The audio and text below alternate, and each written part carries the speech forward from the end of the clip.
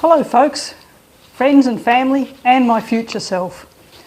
This video heralds the dawn of a new era. Footloose Freckle is launching into video creation. The plan is to get millions and millions of followers. I currently have 17 followers that is, not 17 million. What do you reckon my chances are? Maybe I should aim for 50 first. All jokes aside, I'm about to set off on another solo and unsupported bike tour, so I thought I'd have a go at recording my adventures for posterity. If all else fails, when I'm old and decrepit, sitting in some old people's home somewhere with nothing to do except drive everybody nuts or get really bored, go onto YouTube and remember what adventures I had when I was still a young and sprightly 66 years old. This first video is about the preparation I have to do before I go overseas on a trip. It's mainly about packing, and there's an awful lot of stuff to pack. All the camping gear, all my clothes, yada yada yada, it just goes on forever. My son's away for the weekend. The house is empty. I thought fantastic opportunity to just clear the dining room table, chuck everything on there, go through it all, pack it all away. It doesn't matter how much mess or chaos I make, because at the end it will all be packed away into 4 pannier bags, 1 orange bag, and a box or 2. Really, I'd like to just chuck everything into a couple of boxes like that, but it doesn't work, unfortunately. You've got to pack it all properly. You've got to make sure it's all working.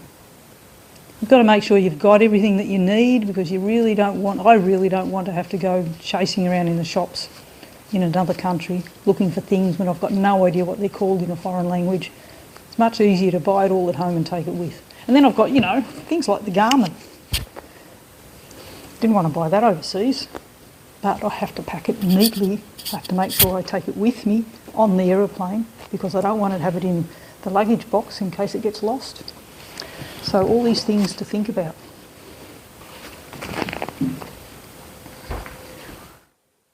This is my son's dining table. As you can see, I've filled it up with all sorts of stuff.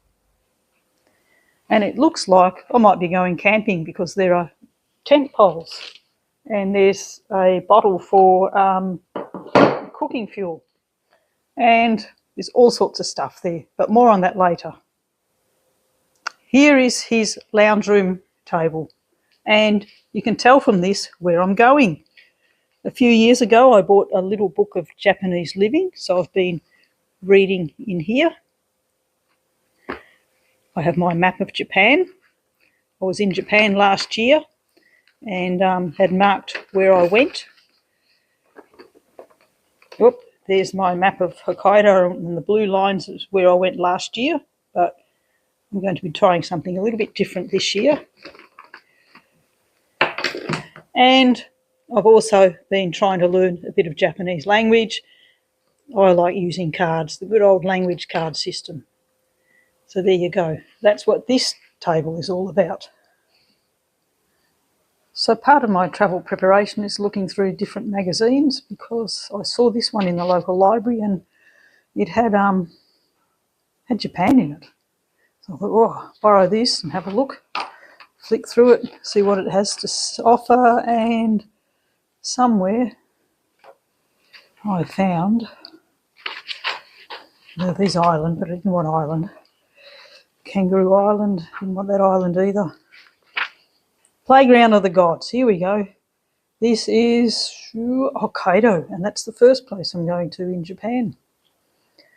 I've been there. This is Mount Asahidake, so it's I think it's the highest mountain in Hokkaido, and it's got some lakes there, and it's really quite beautiful. Lots of people go on big long hikes from there. I only went around a few lakes because I didn't have the right shoes. And I was too lazy. But yeah, so there's lots of information. And when I come across something that sounds like it might be good, these Women of the Sea, that's from Jeju Island in Korea. I saw those ladies last year too. I have to read this as well.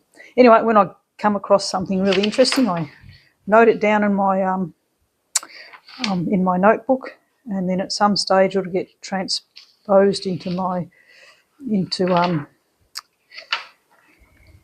laptop or my tablet, so that I get a bit better idea of what I want to see when I'm in Japan.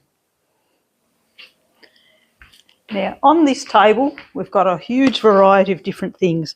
Some of it's been bought new, like this hat. Isn't it just beautiful? Some of it is a replacement, like this chair, because my chair got lost in the mail when I sent it home from Japan last year. Some of the stuff has come out of storage, like this solar charger, which I had bought, but then I decided not to use last year. Well, I've realised I really do need it in Japan. But all of this stuff, whether it's new or old or whatever, it's all going to go into 6 bags. My bag that goes on the handlebar, I've got a few pannier bags there that all sorts of stuff will go into, and that's the pannier bag for my clothes. And somewhere I have an orange bag that my tent and all those other items will go into. But in a few seconds, this mess will disappear and it will all be in my bags. So, I've organised myself. Chaos has become organised. And here are my 6 bags.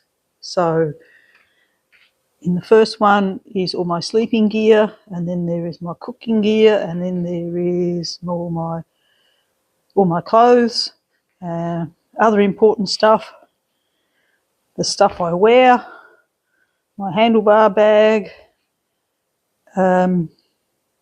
solar panel and other bits and pieces that hang onto the bike, water bottle holders, and in the orange bag is my tent and all my wet weather gear. And in a few minutes, it'll all be on my bike. And hey presto, quicker than it takes time for you to blink, I have one fully loaded bike. Isn't she beautiful? I even have a safety flag on the back. Now, the packing is not 100%, as in it's around about 98%. I'm a little bit disconcerted with how much stuff there is in that front pannier, so that will have to be rethought. And I'm not quite sure if the orange bag's going to go this way or the other way, but either way, that's where it's going to go, and I'm glad that the solar panel's on the back. Yeah. One bike, one water bottle. In these things, these are 2 water bottle holders, but I have an alarm in the bottom of this one, and then Pocari Sweat or smaller bottles will go in there. And then in here I have my tripod for my phone. So the phone will travel sitting on top of the tripod, sitting nicely in here, and if I want to film something quickly, I'll just grab it out, do my thing, put it back in. So yeah, and one water bottle here, and there's room in the orange bag for more water bottles, and possibly also in this front bag here. So I'm all set up. With this the way it's set up, I reckon I could travel for months quite easily once I've got those few things sorted out. Okay, and the next step is to pack it all into the bike box and a cardboard box for the stuff that doesn't go into the bike box. So that will happen in the next few seconds. So I've started taking my bike apart, ready to put into a box. I've taken the front wheel out. I've now realised I also have to take the front stand off because otherwise it won't sit properly in the box. There's the front wheel over there. There's the box over there waiting for its contents. So the bike's been packed away, the front wheel's out, the saddle's off, the pedals are off, some of the bottle cages are off, the handlebar's been taken off, well sort of, and spun around. I've protected the handlebar ends with my bottle holders and lots of bubble wrap and tape, and the panniers are in here too to protect the bike even a bit more. So that's what it looks like. It doesn't look like much, and it'll probably take me an hour or 2 to put it all together, but yeah, it worked. It worked pretty well. I'm very happy.